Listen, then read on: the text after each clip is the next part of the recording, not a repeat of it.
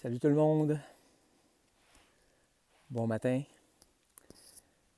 J'ai décidé de faire cette vidéo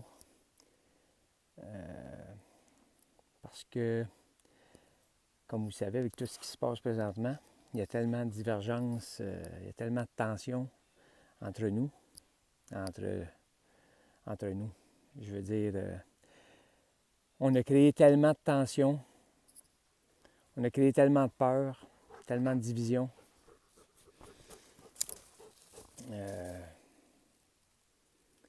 Que ça devient difficile d'avoir des points de vue ou des conversations qui portent fruit ou qui sont constructives. On en a, oui, quelques-unes, mais c'est pas la majorité. Le monde ont tellement des idées arrêtées. Ça pour dire que, dans le fond, c'est des éveils de conscience. En tout cas, je pense, c'est des éveils de conscience qui émergent de plus en plus. On ne s'est jamais retrouvé dans une situation comme celle-ci. Puis ça, mais ça provoque justement, ça provoque des peurs, ça provoque toutes sortes de réactions, de l'anxiété pour certains. Mais tout ça pour dire que oui, présentement, on vit des éveils de conscience. C'est pas évident pour certains, puis c'est pas évident à voir non plus. Mais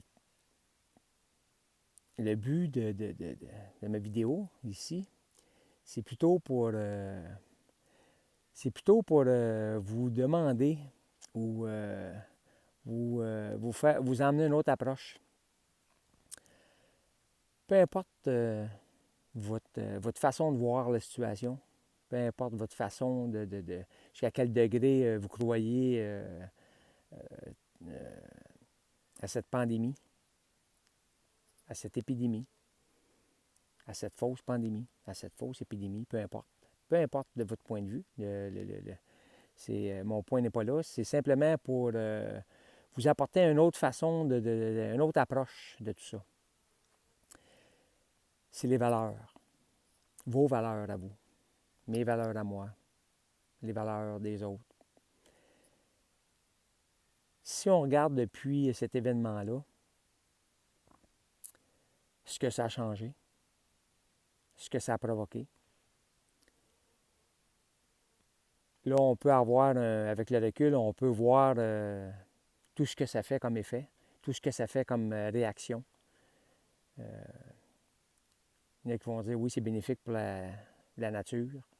Il y a eu moins de pollution. Il y a des pays comme la Chine qui ont pu voir le ciel bleu un certain temps. Oui, ça a eu quelques effets positifs, mais dans l'ensemble, ça a eu plus d'effets négatifs que positifs. Si on regarde, si on part de ce point de vue-là, les valeurs, quelles sont vos valeurs?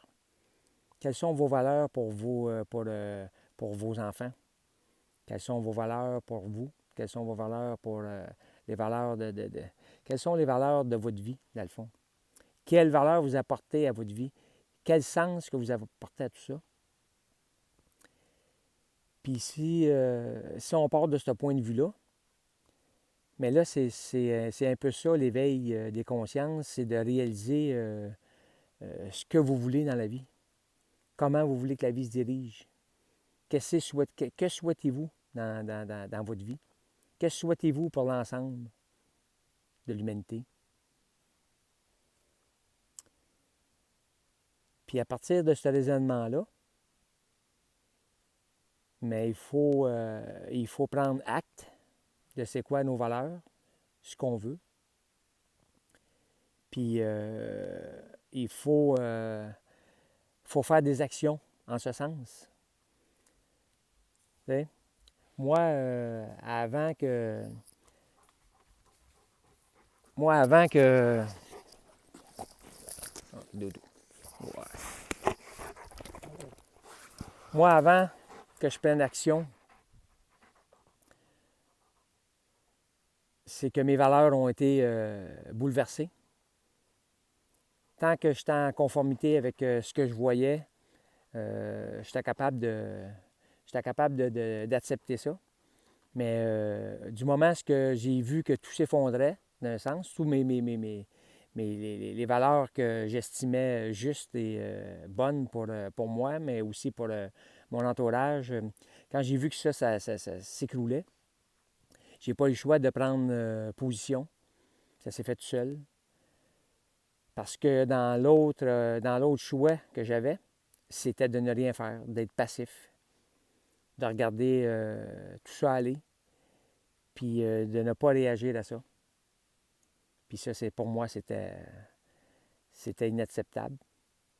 Parce que du moment où je perds mes bases, que je perds mes valeurs, je vois pas l'intérêt de, de, de- de continuer à ne pas voir ou de continuer à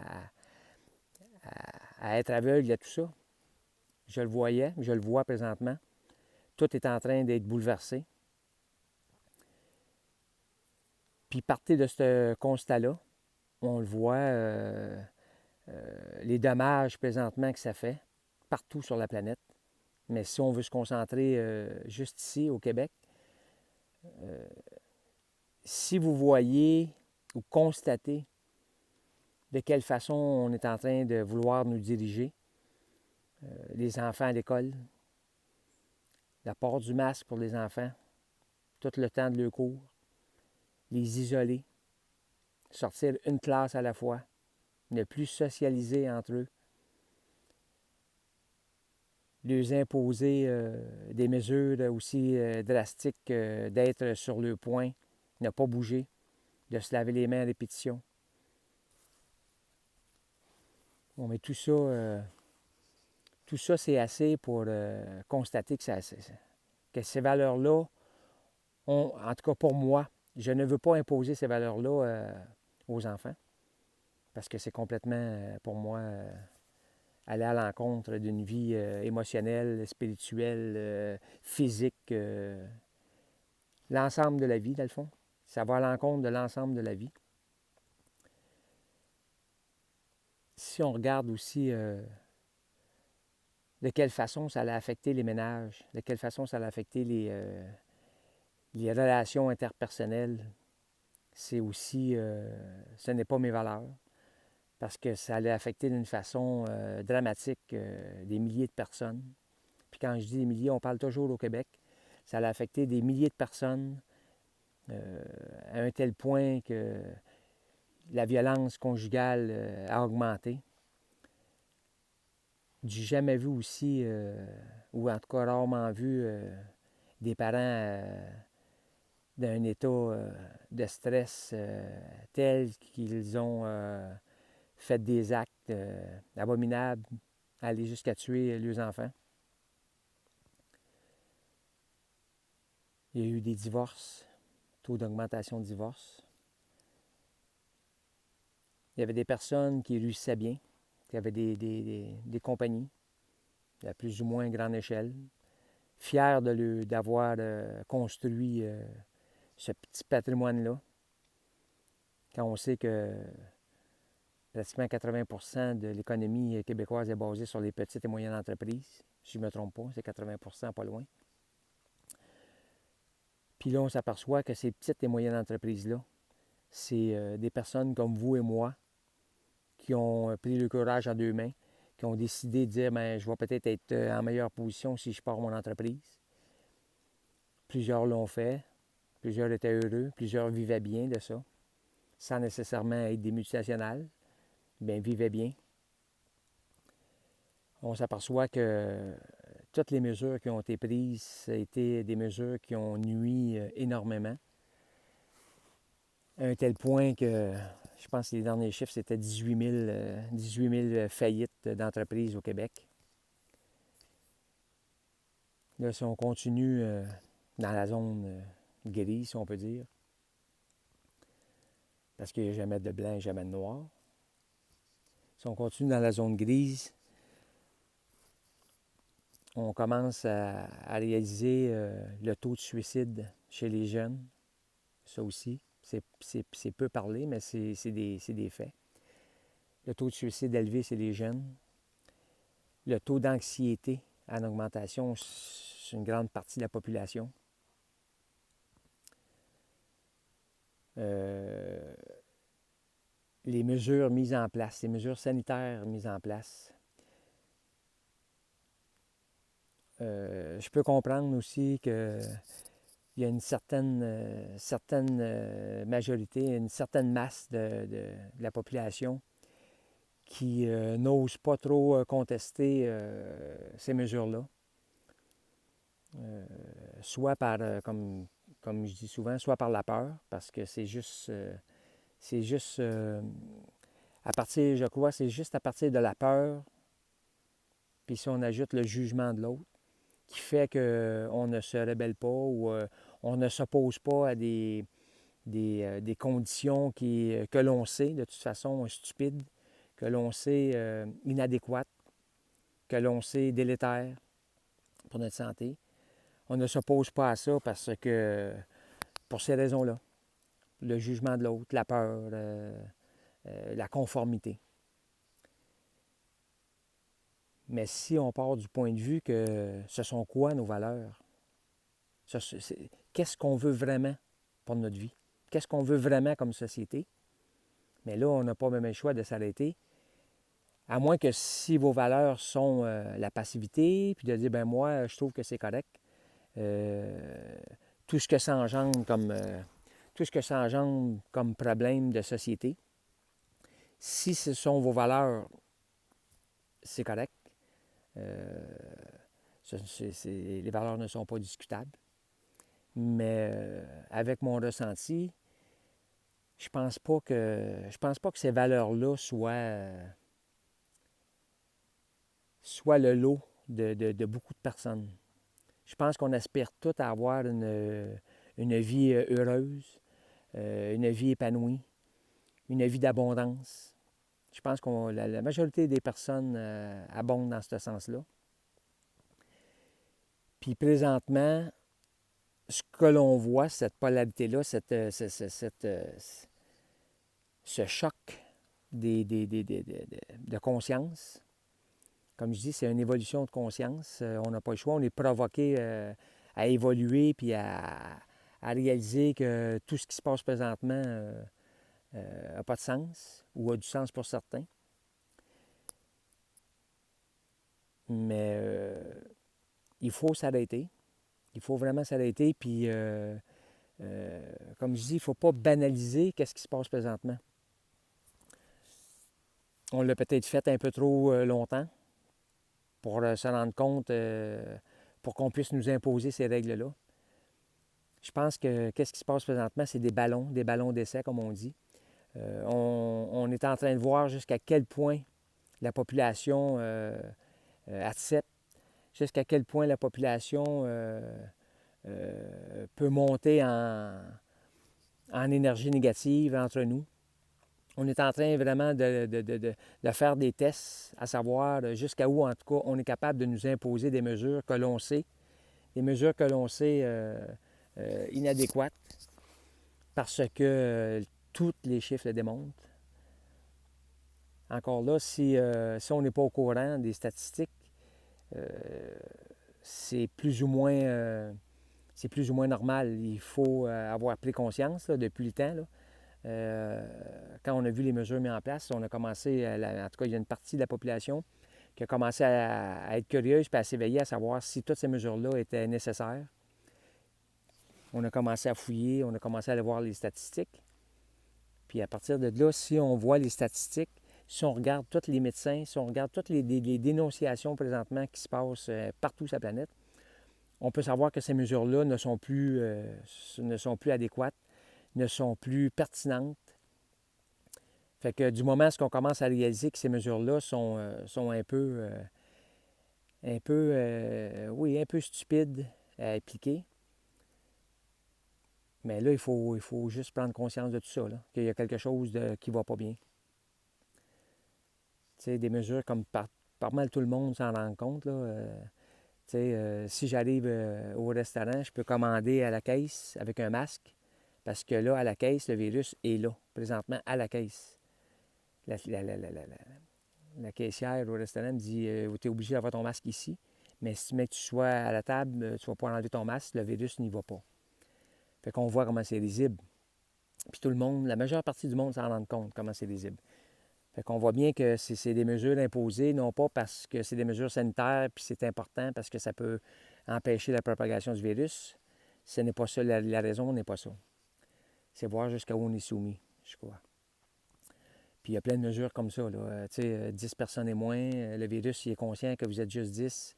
Si vous êtes plus que ça, puis ainsi de suite. Dans des manifestations, on peut être 10 000, mais le virus, il sait qu'on est 10 000, ça peut être dangereux pour nous.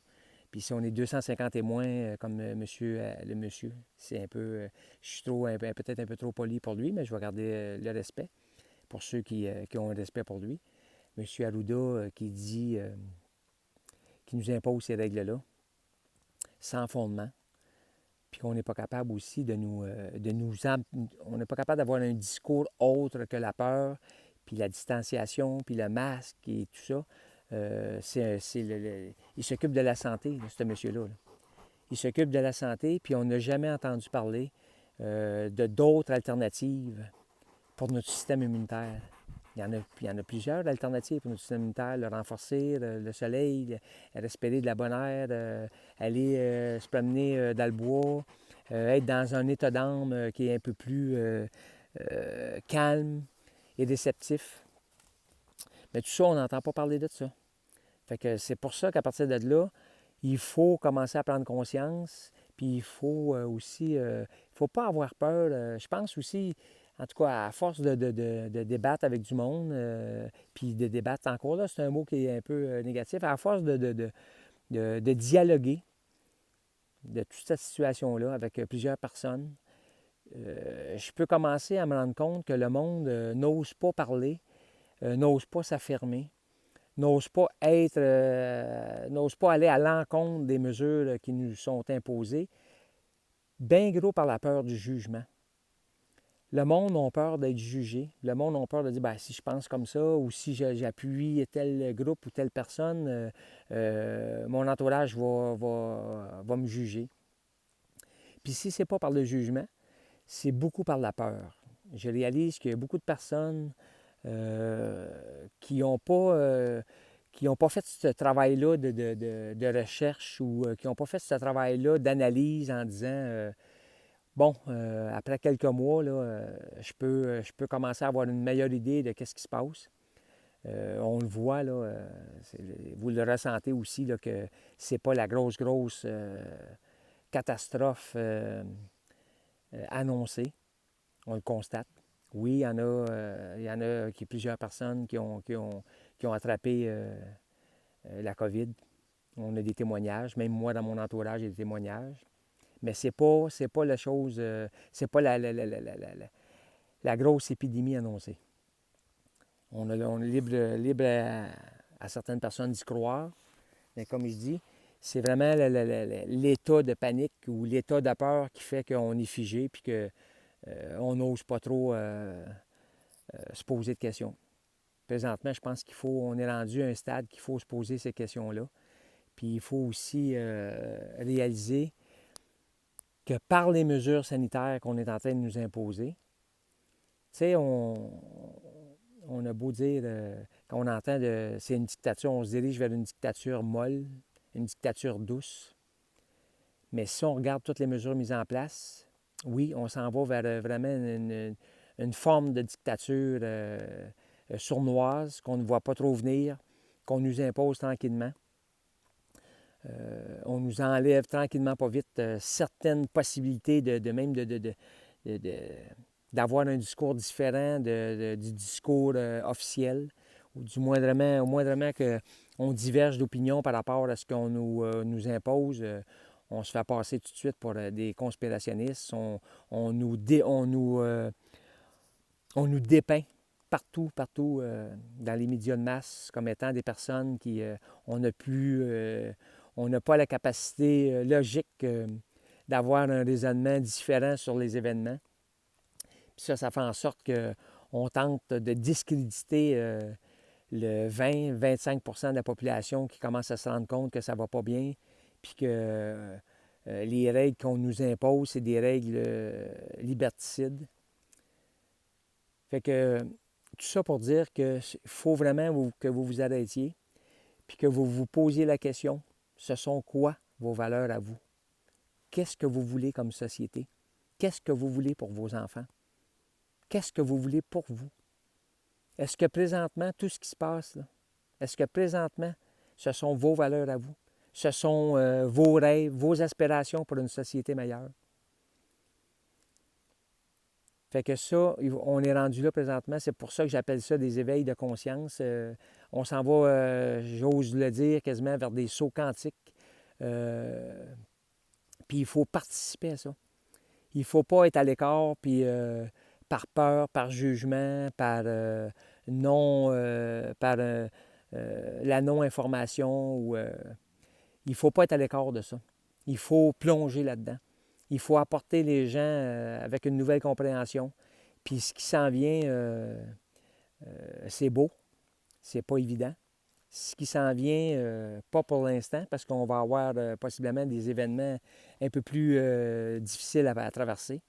Mais par contre, si on participe tous ensemble, sans que ça soit des tensions, sans que ça soit des insultes entre nous, sans que ça soit inconscient dans lequel on veut nous diriger, il faut que la conscience émerge, puis il faut qu'on prenne conscience de tout ça. Puis je pense que si on est capable de le faire avec intelligence, puis avec un éveil, on va pouvoir apporter de la lumière sur ces événements-là. On va pouvoir apporter du monde qui présentement ne sont pas intéressés à écouter, ne sont pas intéressés plutôt à vouloir comprendre ou être curieux. Mais c'est ça, il faut apporter cette lumière-là pour dissiper la peur puis cette incompréhension-là. Fait que cette vidéo-là, en tout cas, j'espère que va résonner un peu, va apporter cette lumière-là qu'on espère tous, dans le fond. Puis si on parle juste au Québec, quand je parlais tantôt de dictature ou de ballon d'essai, on est en train, si vous vous éveillez justement à ces événements-là, à être curieux, à aller voir, à aller regarder qu'est-ce qui se passe présentement, puis de laisser tomber ces médias de masse-là qui ne propagent de toute façon que la désinformation et la peur. On le voit, la façon que l'information est structurée. C'est vraiment de l'information de peur, c'est vraiment de la désinformation. Fait que ça, il faut surpasser le désir de consulter ces médias-là. Puis aller s'informer, il y a plein de médias alternatifs qu'on peut aller voir. Puis vous allez vous rendre compte que partout sur la planète, il y a des gouvernements qui sont en train de mettre en place des mesures qui se durcissent graduellement, doucement, subtilement. On reconfine les gens. On impose le masque un peu plus intensément. Certaines places, le masque est demandé à l'extérieur, il est demandé même dans les maisons.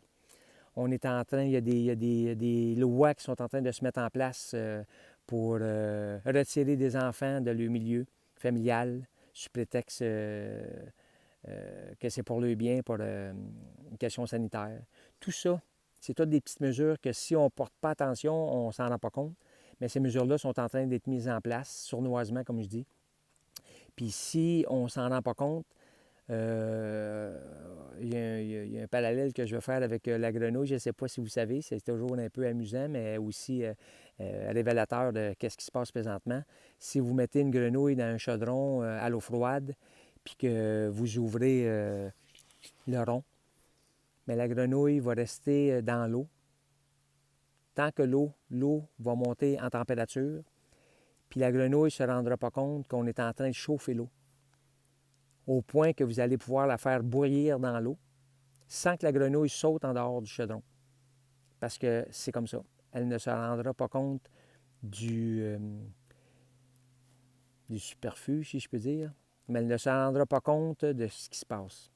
Présentement, on a un peu l'effet de la grenouille.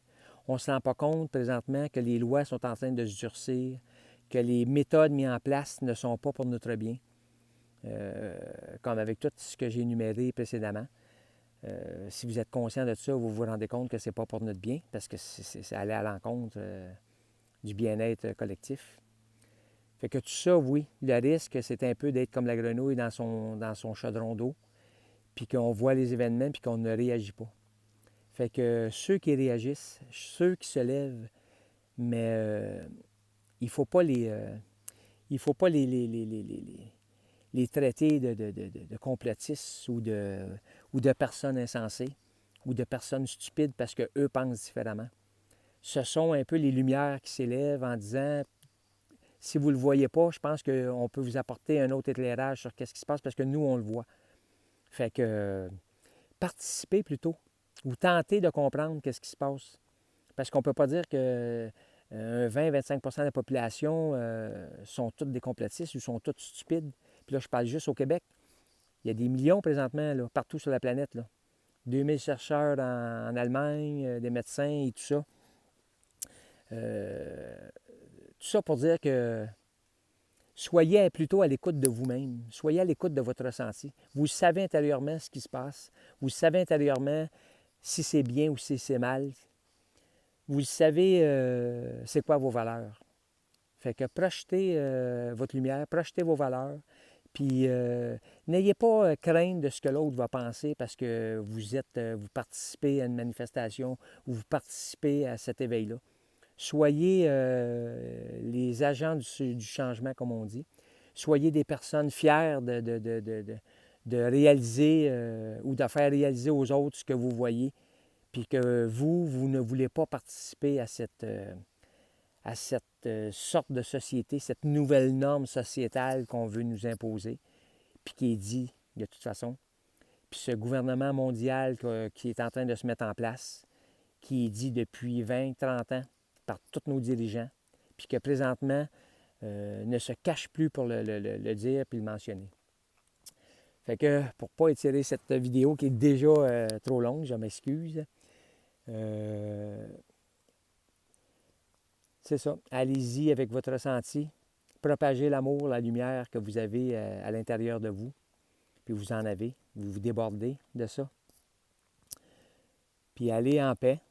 Parce que tant que vous ne serez pas en paix avec vous-même, vous allez avoir une certaine difficulté à gérer ça. Fait que retrouvez la paix en vous. Puis vous allez émerger la joie, naturellement.